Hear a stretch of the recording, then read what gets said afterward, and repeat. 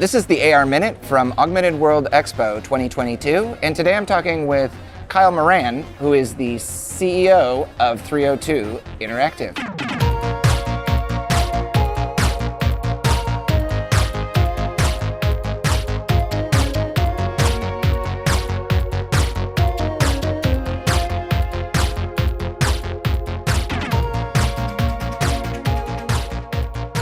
We got to talk with you in November at Augmented World Expo 21. I'm curious to know, is there anything new and exciting that you're here talking about at the expo? Yeah, absolutely. This year, actually, in January, started an initiative with my team called Everyday Play, basically working on a lifestyle brand for the metaverse. What that means for us and for me is really looking at all the different aspects of 3D content and the metaverse and XR and all these things, and really trying to create a well-defined design practice and methodology for creating content in the metaverse, in XR, etc., but around wellness. We focus a lot on wellness through play. So really using these technologies and really encouraging for consumers to understand that the technology doesn't need to be Black Mirror, super scary, love, death, and robots, that we want to present a better case for the future, the near future of this technology.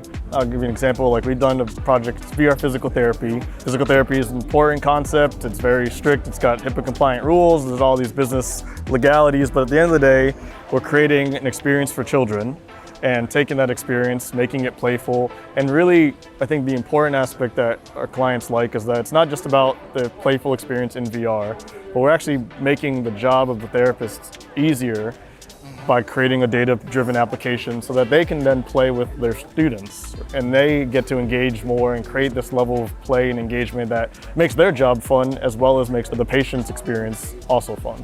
That's one of the most revolutionary parts about XR training that I think is overlooked so consistently. You get that data about how people are using the tools, which should help you tune it and optimize it for that audience. We hear a lot about ethics, accessibility, XR safety, data privacy. As somebody who is building the metaverse and is building a company that's building the metaverse, what do you see as your responsibility for approaching and tackling those tough issues?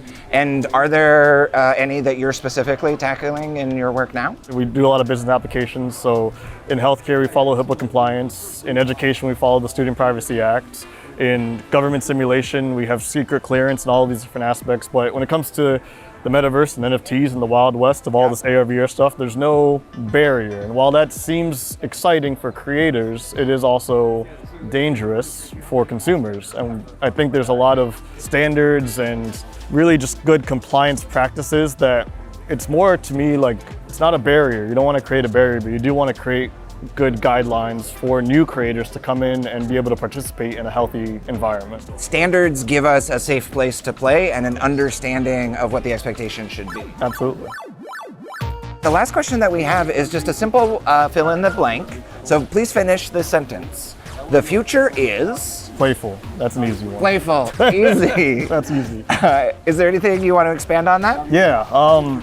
There's a book that I recommend to everybody. It's called Play. There's a doctor of play, and it's Dr. Stuart Brown, and he has this quote that says, "The opposite of play is not work. The opposite of play is depression." And I read that, and it's so powerful because for us as game designers and creators and builders of play, it's an opportunity to start countering this idea of depression and anxiety that riddled throughout the internet and our lifestyles today, that I'm really hopeful for engaging with more folks and creating more ways to play that we can start to create better paths out of depression for lots of people in the next generation. And I've got a 2-year-old sister, so I'm hoping she gets to grow up in that world. That one word has so much potential. Yes, it's much more than games. By allowing for play, you've effectively countered that depressive state. You've created space to play, and that's our job. Kyle, so many amazing ideas there. It's always a pleasure to chat with you. You as well. Thank you so much for joining us again on the AR Minute. Yeah. And we'll look forward to seeing you again very soon. Absolutely. Awesome. Cheers, buddy. Yeah.